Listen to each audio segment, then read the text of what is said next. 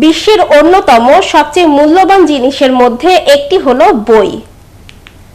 আপনি যদি শুনেন একটি বইয়ের দাম 9 কোটি টাকা তাহলে হয়তো একটু অবাকই হবেন। তবে শুনতে অবিশ্বাস্য লাগলেও এটি সত্যি। বইটি একটি ভূতের বই হিসাবে পরিচিত, যা সম্প্রতি বিক্রি হয়েছে 9,09,10,000 টাকায়। বইটি প্রথম ছাপা হয়েছিল 1818 সালে। ব্রিটিশ এক নারী লেখক মেরি শেলির লেখা এই বই।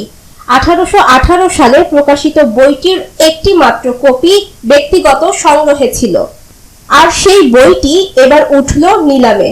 তারপরই ঘটল অভাবনীয় ঘটনা। নিলামে বইটির দাম উঠল $8,43,750, যা বাংলাদেশি মুদ্রায় 9,09,13,000 টাকা। তবে এখন এত দাম হলো 1818 সালে কিন্তু অন্যান্য বইয়ের মতোই অল্প দামে বিক্রি হয়েছে।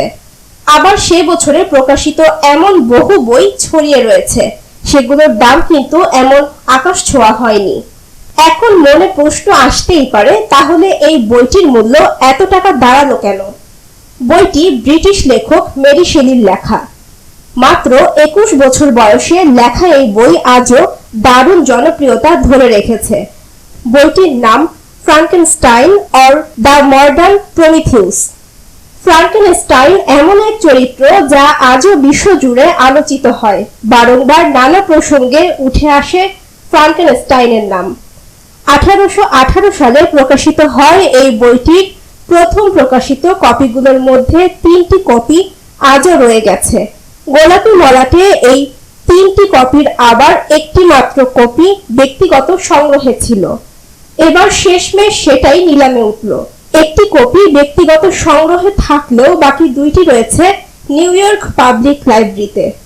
ফলে পৃথিবীতে একটি মাত্র কপি হওয়ার কারণেই এই বইটির দাম পৌঁছেছে 9 কোটিতে। বইটির মালিক স্ক্রুজ 1975 সালে অন্য একজনের থেকে বইটি কিনেছিলেন। বইটি ভিক্টর ফ্রাঙ্কেনস্টাইনের নামে একজন তরুণ বিজ্ঞানীকে নিয়ে লেখা, যিনি একটি অপ্রথাগত বৈজ্ঞানিক পরীক্ষায় একটি বুদ্ধিমান প্রাণী তৈরি করেন। গল্পটি শুরু হয় ভিক্টরের শৈশব থেকে। ইতালির নেপলসে একটি ধনী জেনেভান পরিবারে জন্মগ্রহণ করে ভিক্টর। অল্প বয়স থেকে ভিক্টরের বিশ্বকে বোঝার প্রবল ইচ্ছা রয়েছে। তিনি আলকেমিস্টদের তত্ত্ব নিয়ে চিন্তা করতেন, যদিও তিনি যখন বড় হন তখন তিনি বুঝতে পারেন এই ধরনের তত্ত্বগুলো যথেষ্ট পুরনো। ভিক্টরের বয়স যখন 5 বছর তখন তার মা বাবা এলিজাবেথ ল্যাভেঞ্জা নামে একটি কন্যা সন্তানকে দত্তক নেন, যে ছিল একজন বহিষ্কৃত ইতালীয় সম্ভ্রান্ত ব্যক্তির অনাথ কন্যা, যাকে ভিক্টর বিয়ে করার পরিকল্পনা করেন। একসময় ভিক্টর একটি বুদ্ধিমান জীব তৈরি করে ফেলেন ল্যাবে।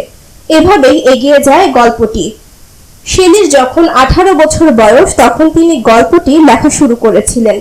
বইটির প্রথম সংস্করণটি লন্ডনে 1818 সালের 1 জানুয়ারি প্রকাশিত হয়েছিল, যখন শেলির বয়স ছিল 20। যদিও প্রথম সংস্করণে শেলির নাম ছিল না, তার নাম প্রথম প্রকাশিত হয়েছিল দ্বিতীয় সংস্করণে, যা 1821 সালে প্যারিসে প্রকাশিত হয়েছিল।